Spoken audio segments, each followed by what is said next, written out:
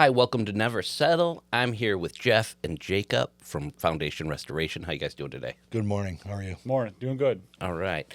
So today we're going to get into basement waterproofing. We're going to cover what causes it, what you should be looking out for, signs of a problem coming up, and what you should do if you do have a problem. So let's start out with basements.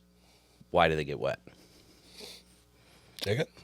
I mean, the major reason that I see why basements get water is usually it's on older homes where their original drain tile that the house was built with is starting to fail or becoming not as functioning as it should, and when that happens, it can result in water in the basement. So usually we're doing a waterproofing system to replace that original drain tile so that there's a new pipe for that water to go. Any other causes or some other common causes? I think you nailed it pretty good. The average, when they build a new home, the drain tile system's good on average about 30 years. So any houses that are close to that or over that, potentially you're going to see the drain system getting plugged up. It's not draining water away as good or as fast as it should be. And therefore it's building up around the foundation and looking to come in wherever it can.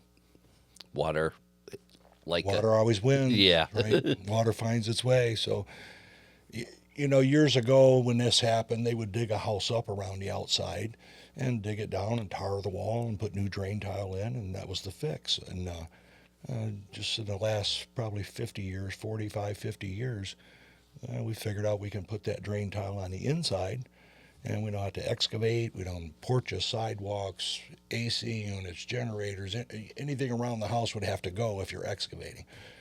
If we do it from the inside, that's not the case. We can cut the floor open, put a drain in under the floor, and accomplish the same end result. We have a new pipe in draining the water away. Great. Sub pumps. Sump pumps, that's your first line of defense. That's the first step. If you have a sump pump, you have a pit, you have a hole that's deeper than the floor, and you have a pump down there. So water's naturally going to gather in that pit before it ever gets high enough to come into the basement. And if you got a pump there, you can pump the water away. You're in charge of it. You're not relying on a 100-year-old city storm system to get rid of that water. You actually have a pump, and you can mechanically pump it up and away. So that's first line of defense, a good sump pump with a backup, because if the pump goes out, at least you got something there to back it up. What are the backup options? So with a sump pump, you can have one pump, standard single sump pump. You could put a second electric pump in there and have dual pumps. And now if you have that set up and the first one fails, or if the water rises for any reason, it's going to trip the second one and make it come on.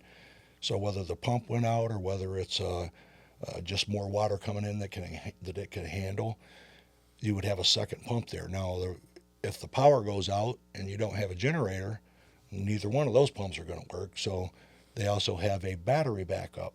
So you have a pump that works off of a 12-volt battery. They have other types of backups. So they have one that's a water backup. I've heard about that. We don't like them. We don't recommend them. Anybody that's considering a water backup, I always tell them, call your water department and ask them if anybody's ever called in about a huge bill and what was the cause of it. And they're going to tell you they had one of those water backups, because they're notorious. They'll get stuck on, and it's running like full blast until you catch it, right? So I actually just had a customer recently that had a water backup. She didn't have a battery backup system, and her primary pump went out, so it was operating off of the water backup for an unknown amount of time, and she got up like a $3,000 water bill. Yeah. My God. Yeah. So, yeah, battery backup is the way to go. Well, the water backups too, they're not very efficient. They take 2 gallons of fresh water to be able to remove 1 gallon of sump water, so they're not very effective. And if it's a thunderstorm and you're getting a ton of water in, it may not be able to keep up anyway.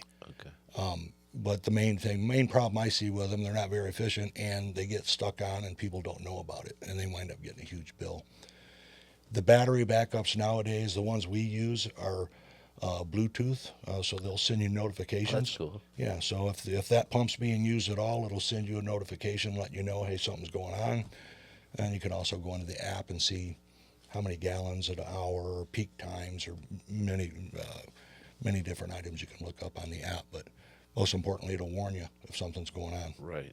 Mine at home, I have an alarm on mine, but it's just an audible alarm.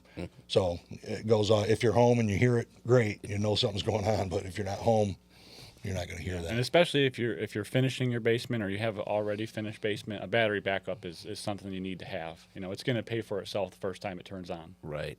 Yeah. Yeah, that's a mess. Yeah.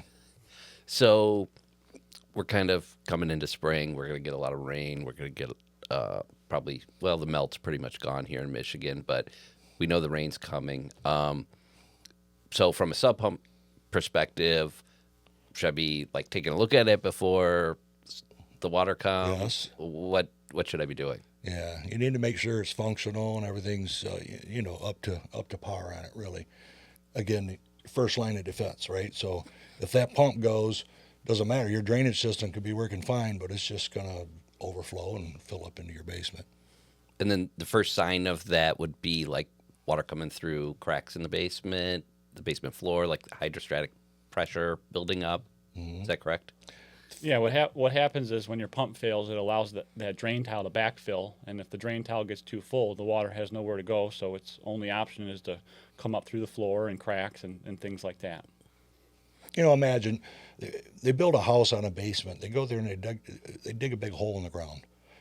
If they didn't do anything else with that, every time it rained, that hole would fill up with water, right? So when they put the foundation in, again, a big part of that is the drainage system to keep that drained out all the time so that water's not building up around the foundation. Yeah. And what about things outside the basement, downspouts, my grading around my house? Does that affect? Important, very important. You need to make sure that your downspouts are. I've always had the rule: drain at least 10 feet away from the house. Shouldn't be any closer than that, or you're just getting that water back. You should shed as much water as you can away from it. So the grading is important, especially if it's dipping back towards the house. Now you're dumping extra water against your foundation. On one hand, you should be able to turn a garden hose on and lay it right next to your house, and it shouldn't leak into your basement. It should be drained away. On the other side of that, you really don't want to run a ton of extra water through your drainage system and, shorten its lifespan. Mm-hmm. So gutters, downspouts kicking out farther away, like Jacob said, 10 feet or so at least, get it out away from the backfill around the home. Downspouts, grading, cement slabs a lot of times are tipped towards the house. Again, you're dumping extra water along there. If you got a brand new house, it's not going to matter. It's just going to drain it away, right? But older home, yeah, they're halfway plugged up. They're not working as good as they should be. And is an external extension of your downspout versus an underground any difference there? Anything I better? prefer the underground. I actually just buried all my downspouts at my house, and it's just so much better. You don't have to move them when you mow the lawn. We even put a clean out on them, so if for some reason they become clogged, there's an access point to flush them. They just look a lot better, and it's just not an inconvenience having to step over them and stuff like that. Yeah, that makes sense. It looks a lot better, Yeah. certainly, especially if you're talking about 10 feet rather than a foot or two. Yeah. We've also got, a mix of homes in Metro Detroit. We've got plenty of older neighborhoods, tons of new construction. It's probably all over the country, but are there any things we look for in an older home versus a newer home come spring? Should I be more concerned if I'm 20 years old in my house, 30, 40? Like, what's the age that's probably most common? 30 years, 40 years. Again, some sooner, depends.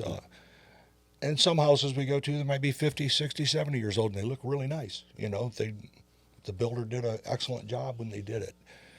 If you have a block foundation, center block foundation, and you're seeing signs of moisture along the bottom of that wall from inside your basement, and you might be seeing paint peeling away or actual effervescence coming out where the mineral's leaching out of the block.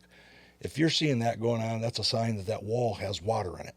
So the center blocks are hollow, right? Water leaks through the mortar joints, runs through the inside of the wall, starts filling the wall up, right? Eventually it's coming out from underneath the floor. But if you're seeing any of the signs of that where the the block looks deteriorated or it looks like it's a whole different color, you can see there's moisture issues there. It's time to get it looked at. Okay. So I've got a water problem per se. I call you guys out. What are you looking for? What are my options? What are the solutions? When we come out and take a look at your place, so first I'm going to ask you, what are your concerns, right? Why are we out here, right? What'd you call me for? And you might say, oh, I had some water leaking in over here and seems to be doing it more and more. You know, every time it rains now I'm starting to get it. It used to only be a little bit. It's getting a little worse. Or it might be I'm starting to see it over here now. So, you know, a little problem's turning into a bigger and bigger issue because you got it coming in more and more places. If we're seeing something like that, I'm going to look at it and determine, well, where's the water? Is it coming up from underneath the floor? Is it coming right through the wall and running down the wall? Well, you know, we're going to take a look outside at the grading and the downspouts and all of that. So assess your situation and see what you've got going. In a nutshell, really, when it comes to waterproofing, if the basement floor is here and we put a drain lower than that goes around the perimeter, water's never going to be any higher than that drain. Water's going to hit that drain and go wherever that drain goes, which would be to your sump pump, right, or your drainage system. If the floor is here and you got a drain lower than that, that's waterproofing. Water's not going to go past that drain and leak up into your basement, right? I mean, in a nutshell, really, that's it. Now, we have probably, what, Jacob, maybe a dozen different types of drain pipes that we use, depending on what kind of construction it is. So some tend to work better for certain types of construction and others for others, you know. But we want to use what works the best. We're the ones giving it a lifetime warranty, so we don't want to come back and service anything if we can help that. So we want to use the best product and give you the best job, and Right. hopefully never see you again, right? Yeah, ideally. And some people have what are called soil deficiencies. Like the one that I see most common is called iron ochre. It's like a red, sludge material. For that, we would use a different pipe so we can have clean outs in it, just in case the ochre does get into the pipe. You know, we're able to flush that pipe out properly. And some pipes are better for that than others. So if you have iron ochre, we're going to make sure that we're putting the right pipe in because you have that. And as far as, I mean, this is probably a relatively invasive process, I'm going to guess. Is it something that, I mean, you guys do these all the time, every day probably. Is it going to disrupt my life for weeks on end? Or is it something you get in and get out in a few days? Average basement's typically 1 or 2 days. Oh, okay. Oh yeah, we're in and out. People are amazed. This Wow. kind of like an assembly line, if you will. So the guys come in, they know what we got to do. One guy's doing this part while the other guy's getting that part ready, and then by the time they're over here, they're already starting to put that side back together, and you know they continue around with it. Of course, Jacob has ran a mini a jackhammer, right, Jake? I was a bucket carrier. Oh, bucket guy. Yeah, well. Yep. It's just two 5-gallon buckets, and you're up and down stairs over and over again all day. That's usually how you start. Good cardio. Waterproofing, yeah. Yeah. That's awesome. So they break the floor out. So look, it's a construction zone. They got jackhammers running. It's loud. It's dusty. We do everything we can to minimize that. So we're going to ask the customers not to run their heating system or their air system. Close some doors, cover everything with plastic, tape areas off. We got walking mats where they're coming in and out. So again, very professional. We do everything we can to minimize that. That being said, it is a construction zone, and we're breaking concrete. Right. And they're carrying it out in 5-gallon buckets, and then when they're putting it back, they're carrying cement down in 5-gallon buckets and cementing everything back in. I think that's a big part of choosing the right company, though, is which company is going to take care of your home the best through that process. And I think that we're really good at that. We're going to do everything we can to minimize it. It is a dusty job no matter what, but we will ensure that we're doing everything we can to make sure we're keeping it at a minimum. Yeah. Keeping it out of the rest of the house as much as possible. Yeah. Yeah. And just like even simple carrying the buckets up and down the steps, you don't want to be banging the customer's walls all up and all that. Be Right. professional, Absolutely. And when it comes to the actual job, how many people are on site for something like this? Usually it's a crew of 3. Sometimes they have a 4th guy, and he's called a floater. The floater is usually a new guy, and he's floating from crew to crew until he From pro- bucket to proves bucket. himself that he can handle this work. So usually it's three. Sometimes there's a fourth guy. Okay. And a bigger job, we may team it up with two. We might send two crews there. We could have 6 guys or 7 guys, depending on what it is. So might be a bigger job that they're trying to, get done in a more timely manner. They'll man it up with 2 crews or something, or you may even see one of the owners out on the job, pitching in. So that's kind of neat that they do that. Yeah. Josh was here last week. We were talking, and it's like, I've seen him in mud up to his waist, right in the middle of it. Nice. You're not afraid to work. If I've got a basement water issue, I'm seeing some water, maybe it's not too bad yet. If I don't address it, what are some of the bigger problems that can arise? If you're not addressing it, that water is building up, especially with a cinder block wall. If you're not draining the water and giving it a place to go, it fills up in the backfilled soil on the outside of the wall. Anytime I see a block wall that has a horizontal crack in it, or it seems like it's starting to bow in, usually that starts from that failed drainage, because there's so much weight in that backfilled soil that it's causing that lateral pressure on the wall. Usually that's how a bowing wall starts. So usually if you address a waterproofing problem early, you can sometimes avoid that bowing wall in the future. Yeah. Dirt against your wall, dirt has adhesion to it, so it doesn't just fall. It's not water, of course, no adhesion. Water levels out. Yeah. So like you're saying, if it's springtime and we've got a ton of water in the ground and it's up all around your foundation, that's a lot of weight pushing against that wall. And eventually it will start to bow the wall or crack the wall, or whether it's poured or whether it's block. Eventually it can only withstand so much before it finally lets in a little bit. So you start to see horizontal cracks on the block wall, or vertical, diagonal cracks through your poured walls. You shouldn't have any of that really. So, and a lot of that's caused because the drainage system not draining the water away. If you have clay in the ground and the water's allowed to sit there, the clay will absorb and expand. And so it's a contractive, expansive soil, right? So when it gets wet, it expands. And that in itself, the soil would now pushing against the wall and again cause foundation issues. I imagine you guys probably have some war stories of some crazy basements you've seen. I've been in some. I didn't want to stand next to the wall, honestly. Really? I remember the guy, I went to his house and we went down the basement, and this wall was like this. It was a block wall. I mean, the crack was 5 inches. I'm not exaggerating. It was so bad, Jacob. It was so bad. I literally was like, look, I really don't even want to stand down here. It's like, this can go at any, I'm sure I could have took my hand and just pulled it a little, and it probably would have just caved right in, And, I was like telling the guy, I'm not trying to scare you, but this one here, this is pretty bad. Get out of the house. I'm now. surprised it hasn't fell in already. Of course, we see them after they've caved in. Okay. We get that. I had customers, sitting upstairs, and they hear, they think a car hit their house or something, and go down the basement, and there's the wall laying on the floor, and they got walkout basement now. That's devastating when that happens. Yeah, I can't. Then you're in for A lot. some real work, right? To Yeah, get that back in place, which you guys handle. You do foundation stuff, right? Yeah, we do that. So if I call you guys, you come out, what's the inspection process? How much is it going to cost me? What am I on the hook for? We offer a free inspection. We come out and just introduce ourselves, and like Jeff said, we're going to ask you what your concerns are, and then we do a visual inspection where we look at the basement on the inside and the outside. We also use meters and things like that to read inside the wall, maybe test the humidity inside the basement. So we're really doing a full home inspection, but we're also staying with your concerns on what you want too. Right. And that's something we didn't touch on. So if I've got a little bit of water, it's not really an issue. Say my basement's not finished.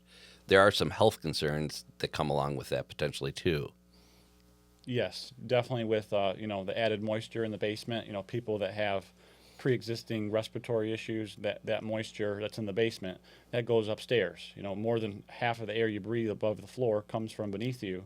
So yeah, making sure the basement air is dry and healthy is automatically going to make sure the rest of the house is healthy, and you're giving yourself a chance to breathe the best air possible. Yeah. With a basement, I'm sure you've noticed. You go down a basement, it's cool and kind of clammy. Yep. There's a lot of moisture there. You're surrounded by concrete. You're under the ground, and there's not a lot of air movement down there, right? So if the humidity's over 55%, anything organic will start to mold and mildew. So if you have high humidity in your basement and you're not doing anything about it, eventually your joisting or your drywall or whatever you have down there, it's going to start to get mold and mildew on it. And it only takes like 36 hours for that to happen, for mold to develop in that situation. Keeping the moisture out of the basement, a number of ways you can do that. If you're doing waterproofing, we also, most times we put a liner, a 90 mil thick wall liner on the wall. It's a vapor barrier, a 0 perm rated antimicrobial wall liner. That's fastened to the wall and sealed to the wall so you don't have moisture coming out behind it. And it's a vapor barrier, and it's not meant to be a finished product, but a lot of people put the liner up and they just leave the liner. It's bright white, it's clean, they never have to paint, and it's blocks off a ton of that moisture just simply having that vapor barrier on those walls. Other issues if you had water leaking into the basement and you weren't doing anything about it, of course, if there's water on the floor and you're walking around down there, you could slip and fall. Sure. It happens a lot. The concrete's hard, and it's slippery. So slip and fall accidents because of it's wet. Things you have in your basement get ruined because they're sitting on the damp floor. They're sitting. A lot of people got things up on pallets, or they got it up, because they know the water's going to come in. But you could deal with it that way, or you could just fix it and not have to deal with that. Right. Yeah, and sometimes you don't want to consider waterproofing just because you're having a problem. You might have an unfinished basement that you're planning on finishing, and being proactive in waterproofing it first is the best thing you can do. I've seen so many homeowners that have finished the basement without waterproofing, and they get a flood, and now they have to take down all the drywall, all the studs, all the finished flooring. It's a nightmare. So if you're planning on finishing your basement, waterproofing is definitely something you want to do first. Yeah, that makes a lot of sense. And some of my friends that are builders, building new construction, they can simply put their drainage track down on top of the footing before they pour the floor, and they could have a lifetime warranty on waterproofing for that basement.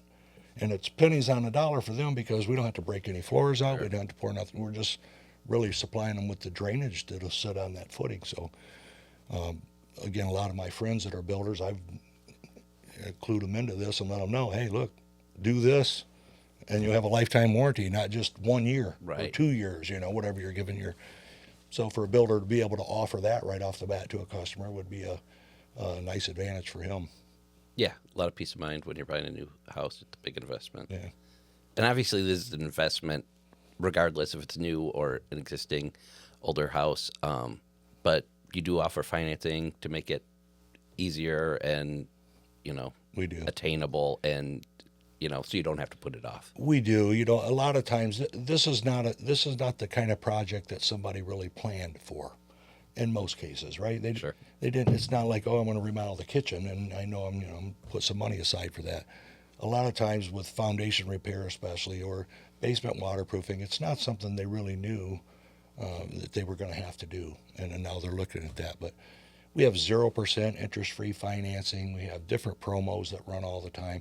Really, really good financing. So, we can make it affordable for a customer to be able to get the project done and pay a small monthly fee and get it paid for. We even have some financing where it's no interest and no monthly payments, so it's same as cash. Wow. Yeah. So if you got a problem, it's worth making that call for the free inspection, right, and then figuring out the financing and making it work for you before it becomes a bigger problem and you're spending a lot more money. It's a free inspection. We're going to come out, and if financing options, we'll explain what we have to offer.